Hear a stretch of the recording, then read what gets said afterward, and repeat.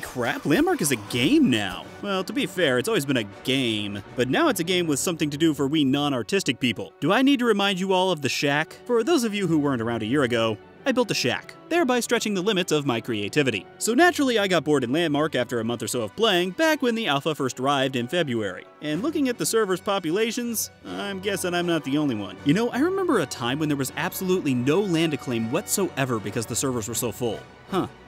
I wonder what happened. Oh, maybe it's because you put in a cash store into your alpha game after only 2 months, when people had already paid $60 to get into your game, instead of putting in something interesting that might keep people around, like, I don't know, combat! But I digress. Honestly, it's because there just wasn't much to do. You could build, or gather, or build, or gather, or build, or gather. Combat wasn't in the game yet, which sucked considering it was one of the selling points of the game when I bought into alpha for $100 before it launched. Yeah, I'm still bitter. And what's the moral of this story? Never buy into early access alphas or betas, because you never know what you're gonna get. Although this philosophy might single-handedly remove all the games on Steam. I'll have to think on that one. Anyway, finally, combat is here. Granted, it's actually been in the game since late August, but only in PvP form. Now it's in PvE form. So, was it worth the wait? Well, I'm actually having a pretty good time with it. Although I must say that crafting some of these weapons can be a bit grindy. To craft a weapon, you need 6 essences, which can only be obtained by disassembling equipment at this station.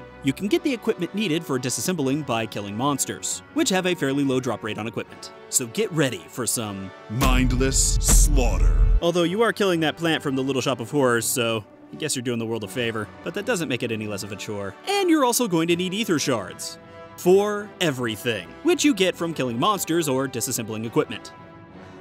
I'm starting to see a pattern here. On the upside, this game has always had one thing going for it that I love in MMOs. Exploration. This game practically begs for you to explore, and with the addition of caves, the call for adventure is even greater. You can either use the portal to teleport down to different layers of the earth, or you can dig.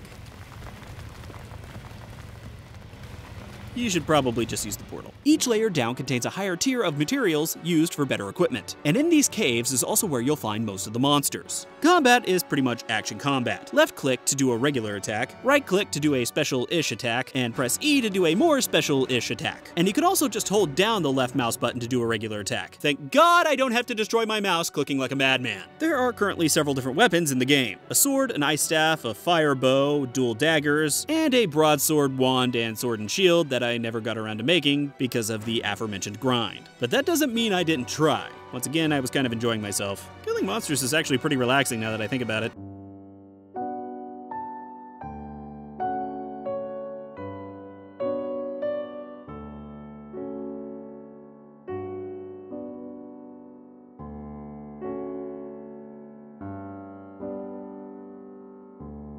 The main feature I'm enjoying so far is the exploration aspect. It occasionally makes for some really cool discoveries, like finding a treasure chest, or this one time I found some ruins with a ton of bad guys. These made for some really cool stories and honestly made the whole thing rather enjoyable. I could also see this being a lot of fun with a friend, especially because some of the monsters hit really hard. Stupid plant monsters hit like a semi. If the SOE team can keep bringing this kind of fun to the game, I could see this becoming something pretty enjoyable. Maybe introduce some things like random dungeons to find, where players are encouraged to group up and fight stronger monsters for better loot. And maybe also finding a purpose for all of these cool things we can build. That'd probably be a good idea, because right now I don't see a point. Perhaps adding in a survival aspect? That's all the rage right now.